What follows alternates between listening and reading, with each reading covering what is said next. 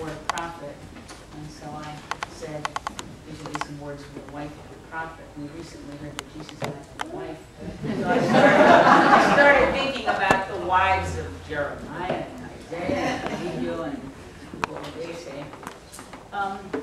But here I would like to be a little more political. I'd like to be a little more political here. I had a 11-year relationship with war. That's in my life. Never thought something like that would happen. Approaching 60.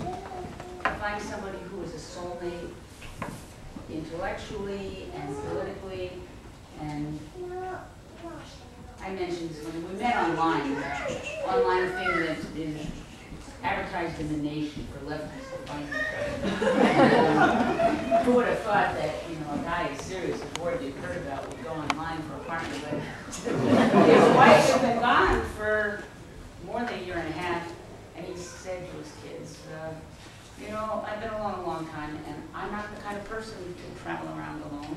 I need someone who wants to live this kind of life with me. So he wrote an ad about looking for a dancing partner, an intellectual partner, and a political partner, and so forth. And it just looked like he described me. And so I answered the ad, and we met, and that's history. And then we found out after we met that we knew so many people in common because I'd been involved in international human rights work and all kinds of things. And we'd show up at things and people would say, what? Oh my gosh, there's a book of statements about war in the front on the right. And one of them is a letter from Rabbi Arthur Waskow, who I've done a lot of work with. And he wrote me an email and he said, I knew Ward Morehouse was a mensch, but I didn't know you were married to him. So it was that kind of relationship. And, you've heard about Bhopal and Bhopal. I think one of the things that may have been drawn out, but may not have been, that I'd like to share is Bhopal was a cause of his heart and his passion. Something happened when Ward went to India.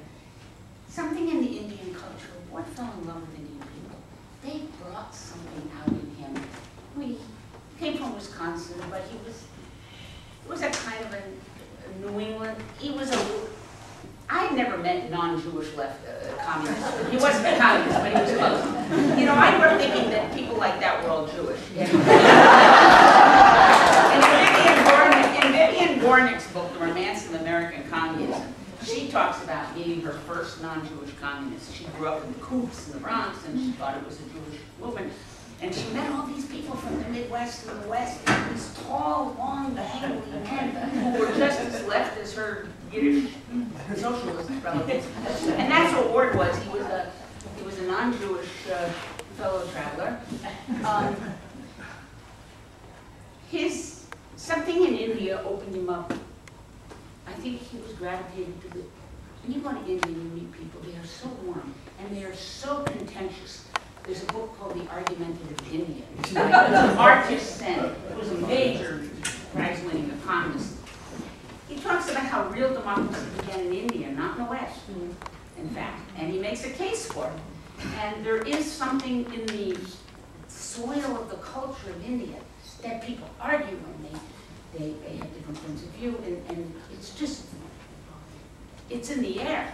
It isn't an intellectual thing only, it's who they are. And he opened up in a way I'd never seen, a lot of people didn't see. And so some of the closest friends in the world to him were Indians, or people who were from the West who grew to that too.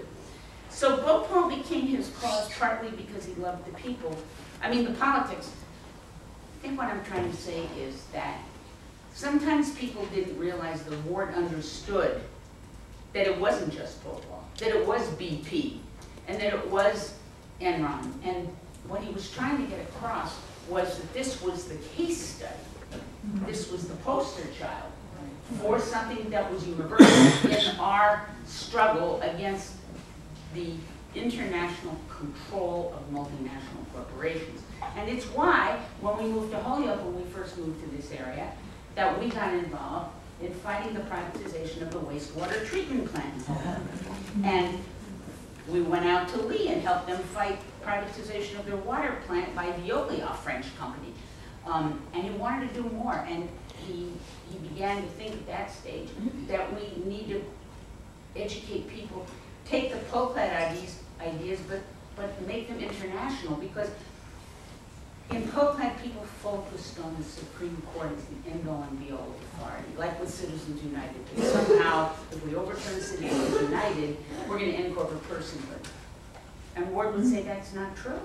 It won't end corporate personhood. Corporate personhood is embedded not only into the law of U.S. land. That's what the Battle of Seattle, where he got arrested, was in '99. There are international tribunals that are above the U.S. Supreme Court. If a multinational corporation has a grievance here who wants control, the U.S. Supreme Court can't protect anybody in the United States from these international corporations. And he came to understand that through the big Bhopal case.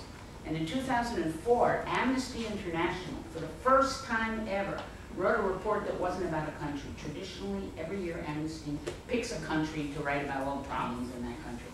In 2004, the road, the evil, the criminal was the multinational corporation. And Bhopal was the case study. And what it tried to show, and this is what Ward was about, was that there is no entity in the world, not the UN Criminal Court, nothing. There is no body that can bring to heel the multinational corporation. Sovereign governments really don't have any power anymore. They're like Potemkin villages. And it's going to be like horrible analogy, but you know, when you have metastasis of cancer and eats away at the bones until it turns to powder and there's no structure, that may be what happens to government. The withering of the way of the state is going to be brought to you by multinational corporations. Marx will have to laugh. Anyway. I mean, that's what Ward was living with, the pain of that and not knowing how to communicate that, because it is such a horrible, deep idea that it's easier to get involved in a particular cause. You know, one example that horrified him was that he was supporting a group. He had a lot of, his nonprofit would give little funds and help groups spawn, and one of them was the Kick Coke Off Campus campaign. So students were running around trying to prevent Coca-Cola from getting a universal beverage contract at a campus. And they would put a notch in their belt for every campus that they won. Salem State College, north of Boston, Kick Coke Off Campus. But the next day, the college signed a universal beverage contract with Pepsi. I mean, that's the point. If, you know, Ward and the people used to call it headbanging. If you get involved in a particular campaign against a particular corporation and you think you're winning and you feel that you've gotten results, it's headbanging, because the next day another corporation does exactly the same evil thing. You know, so they play that game. And I think I wanted to share that.